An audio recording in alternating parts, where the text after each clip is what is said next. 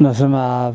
وولد ومنفس قدوس أحد أملاك آمين. كلكم مؤمنان ناي فتاويهم ناي أمالاديهم ناي حلاويهم قدوس جورجيس ليك سماعتات قدوس جورجيس زخبر له بعال مسيحهم نختخبروا منفساوي صوعتنا نقرب لكم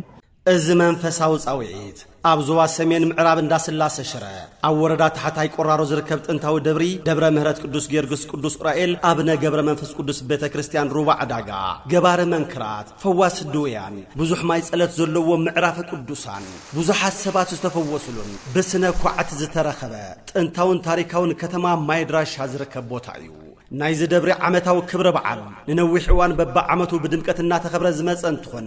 እንሆ ለማዓመቱን 23 ሚያዝያ 2017 ዓመተ ምህረት ብፉሉይ ተዳሊና ንጽበየኩም ኣለና ኩላናው መጺና نخبر ناي قدوس جورجيس أمالاجنة ناي እግዚአብሔር ፈቃድን ይግበረልና ናይዞም ቅዱሳን ምዕራፈ ጻድቃናት ናይ ሰማዕታት ዝኾነት ቦታ መጺኹም በረከት ንኽትሳተፉ እዚ ትርእይዎ ዘለኹም ህንጻ ን10 ዓመታት زأكل እንዳተሃነጸ ጸኒሑ ኣብ መንድቕ ምዝዛም እንዳተረከበ እዩ ዘሎ እዚ ዝህነጽ ዘሎ ታሪካዊ ደብረ ሓዱሽ ህንጻ ቤተ ክርስቲያን ብሳላኹም ኣብ ምዝዛም መንድቕ ዝበጽሕና እንትንኮን ሕዚ ዝተረፈና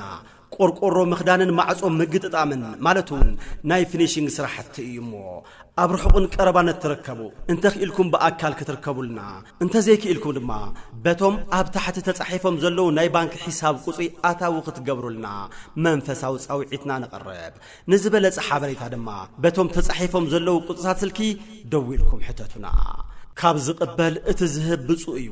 ናይ ደብረ ምህረት ቅዱስ ጊዮርጊስ ሩባ ዕዳጋ ሰበካ ጉባኤን መስርሕ ኮሚቴን ርሑስ በዓል